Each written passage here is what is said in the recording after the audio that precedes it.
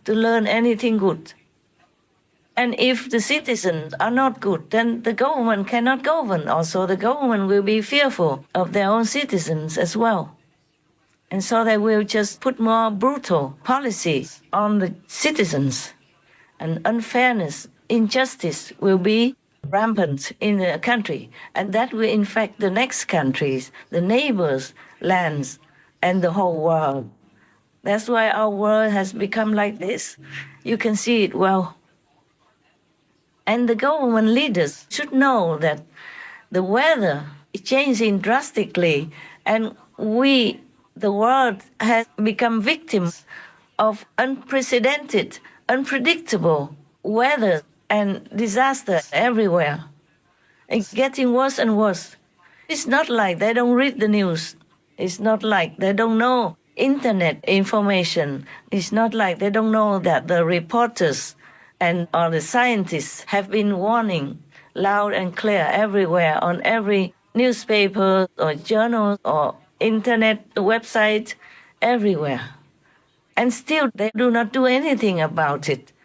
They all know that meat eating, killing animal people is the main reason, scientifically speaking, the main reason for climate change, for methane gas that is hurting our world and destroying our beautiful planet and harming people worldwide.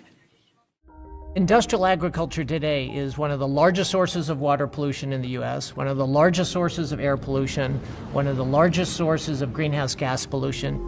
The world is waking up to an environmental crisis. Across the planet, we consume a staggering 65 billion animals a year. And the latest scientific research is revealing that meat production has become one of the biggest threats to our environment. Without the Amazon forest, the life of human beings are under threat. I don't think the general public has any idea about what's going on to produce the bacon they fry up for breakfast. Raising animals for food is the leading cause of deforestation, and it just takes a lot of land to raise animals because it's not just the land that the animals are physically occupying, it's that you have to grow huge numbers of crops to funnel through these animals. If you think about walking down a supermarket aisle and you pick up a whole chicken from that supermarket and you put that chicken in your basket, what you should imagine is taking a 1-gallon bottle of water, twisting the cap off, and dumping it onto the floor of the supermarket, and then doing that 1,000 more times, because that's about how many gallons of water it takes to get one chicken from shell to shelf. So if we want to reduce our greenhouse gas emissions, if we want to reduce the risk of the next pandemic, if we want to prevent wildlife extinction and animal cruelty, what we need to do is enjoy a more plant-based diet, and the meat experiences that we have, we can produce them without the need to raise animals. And they don't do anything. They don't make a law about that, just to stop people from killing animal people. Then people will not kill people. It's so simple a solution. They don't even try. They just sit there eating up everything, eating up all the animal people, meat on their table, all the fish, living innocently in the ocean that have done nothing wrong to them, eating them all up, gulping them all down, and waiting for the world to be gone. The world is already burning hot, flooded and eroded everywhere. People are suffering all over the world, and the governments seem like they don't do much. It's business as usual. Because they're safe in their seats, in their positions. They're paid anyway, no matter if they do good or not. But I'm burning inside my heart. Every day I look at the news.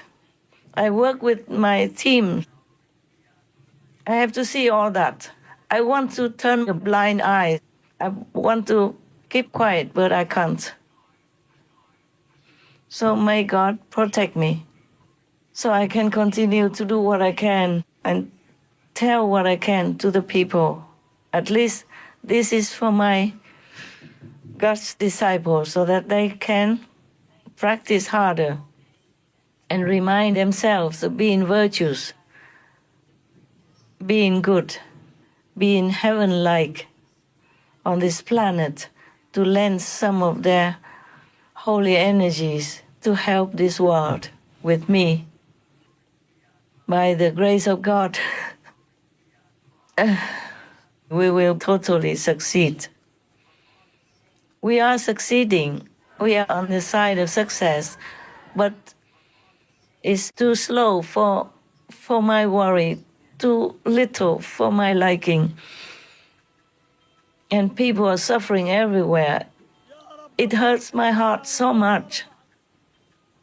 I used to be so respectful of the governments, and now I have kind of lost this respect to some degree. I hope I will gain it back. But they have to prove it, that they really care about the survival of this world.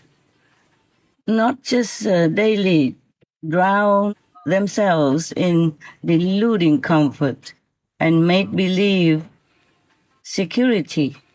They must wake up and remember that they also live on it. Women, children are living on this planet. We have to take care of it. The only simple solution, physically, scientifically, just do not create any more methane in order to halt climate change. Then we won't have disasters so much. Then people don't eye each other's countries for more, properties, for more precious substances, like water even. Then there will be no war for competing for precious resources, just like rare minerals, expensive earth. We normally say, oh, it's cheap like dirt. No. Some dirt is very, very precious. So we can have telephone chips to talk with each other, to contact each other from thousands of miles apart. We have many other substances from Earth. We can make many other necessary instruments, scientific instruments, in order to advance, in order to have more comfortable lives, in order to survive even. So if we have peace in the world, then we will have more abundance, and we will not need to oppress the neighboring country or within countries or each other in order to survive, because we will have everything, each one. We will share. We share what we have, that God has bestowed on this planet for all of us to use. We will not have to hoard anything. We will not have to kill the neighbors or oppress the neighbors to get what we want. And making war on the planet like that is so below dignity to do such things. So we have to try to limit the false, fake monks and teachers who are just using public relations kind of advertisements to make themselves big. They have techniques to do all that. They have enough high tech. They gather enough people to help them to do all these kinds of things. You have to check what they are doing, whether or not anything they say, anything they do is truly helpful to people, or if it's just a facade, just a front, just like for advertisement. Like, for example, I don't know much about other monks and priests because I don't know them, but the one who fooled my disciples took the position from other monks and just became like a Kuan Yin messenger. I did not send him, I sent another monk. And then he told everybody that it's him who should do it. And he sent that monk away, saying, it's my order. I never did such thing. I never wanted him. I never sent him there. but he snatched it. He robbed it from the other monk that I sent. And nobody reported to me because he told them that it's me who sent him. I did not, for example, like that. And then he used my name. Slowly he gained his position and he used it to ask people for donations, saying that it is for charity, but it was not. Very little bit leaked out for charity. The rest he spent it all on luxury cars, luxury watches for himself personally even. What for does a monk or a man even need so many watches and expensive ones, huh? You have only one wrist. You can only wear watch to look at time. What for you need so many luxurious watches, huh? And he's the one who owns a lot of them and has a lot of luxurious cars and taking all that from his blind followers and using my name for all that.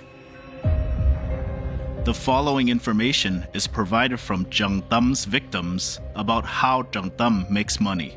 Soliciting charitable donations, Jung Thum calls for donations from his followers in Olac or Vietnam, claiming they are for charitable purposes. Selling Jung Thum's statues. Statues of Jung Thum are made in Olac or Vietnam at a cost of around 100,000 VND or around $4, but are sold by him for tens of millions to over 100 million VND or around $3,939. Earnings from vegetarian restaurants. Several restaurants serve as income sources for Jung Thum. The profits are sent to him. Also, these venues occasionally host initiation ceremonies for a small group of people. Fees for ordination. Anyone wishing to ordain must pay a fee. They are required to attend 7 retreats with him within a year to qualify. Upon registering for ordination, they must pay 7 million VND or around $276. When Jung Thum personally cooks food and sells it, prices increase dramatically from tens of thousands or 100,000 VND to several million VND per dish. Additionally, one abused victim shared that Jung Thum lives a very extravagant lifestyle. For example, Jung Thum provides Lexus cars for his ordained followers, while he himself drives a Hummer. His clothing is all designer, and he buys expensive watches without even checking the price. He owns a collection of luxury watches stored in a dedicated wardrobe. This is coward, this is an evil. So if people don't recognize that, then I'm also helpless. I can't do anything. But the thing is, I'm worried about the general effect. The more negative power gathers together like that, the worse that country, wherever they are, will become.